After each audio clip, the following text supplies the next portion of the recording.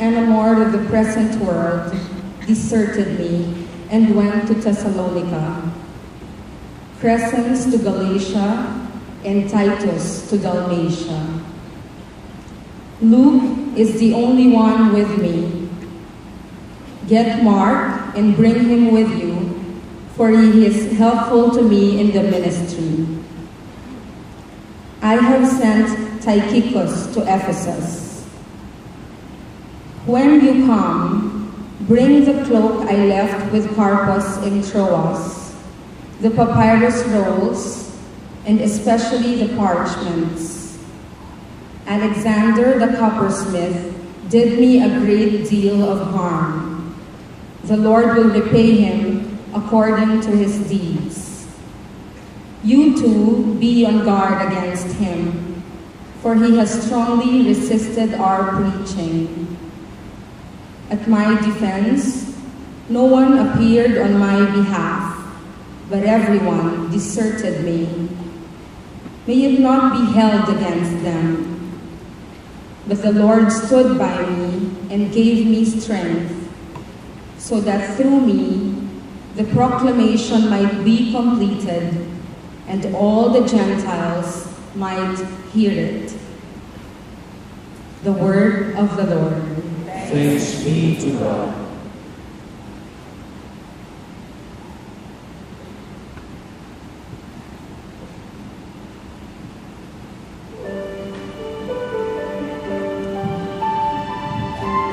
Let our response be, isang pusong tapat sa aking likhain, O Panginoon.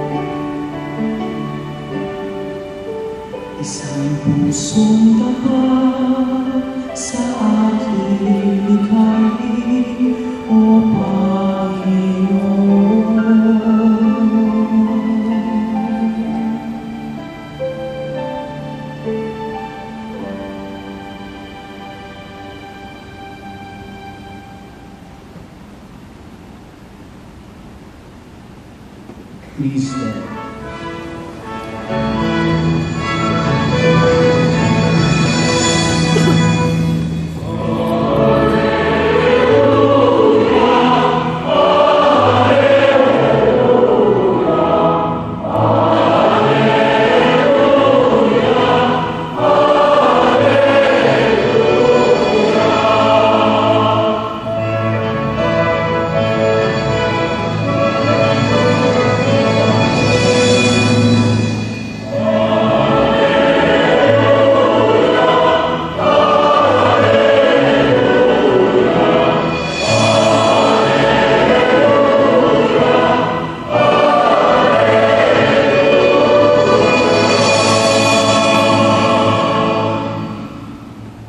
I chose you from the world to go and bear fruit that will last, says the Lord.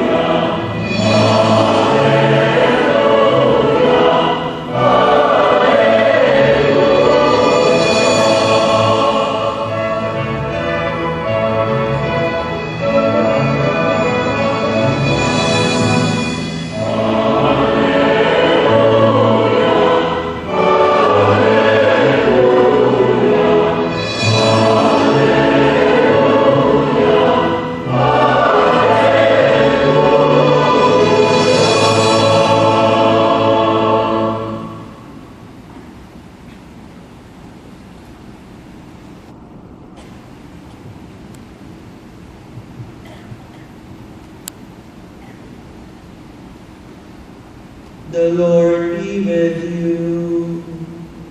And with your spirit. A reading from the Holy Gospel according to Saint Luke. Glory to you, O Lord.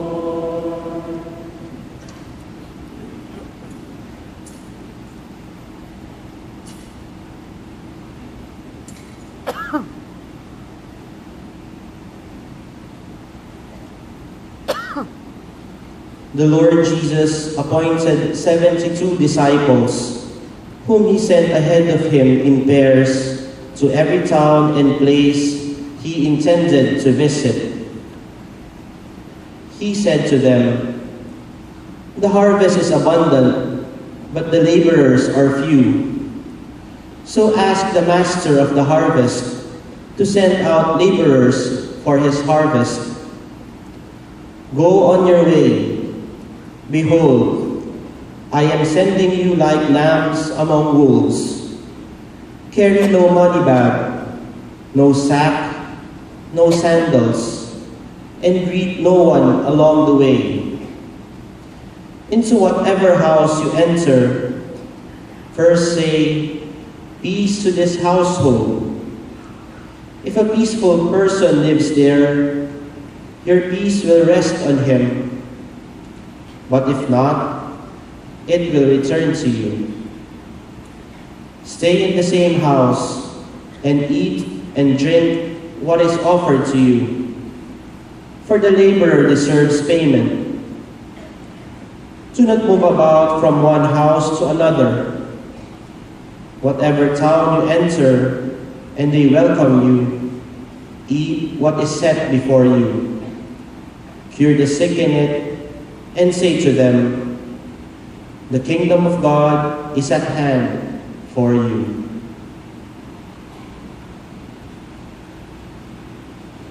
The Gospel of the Lord.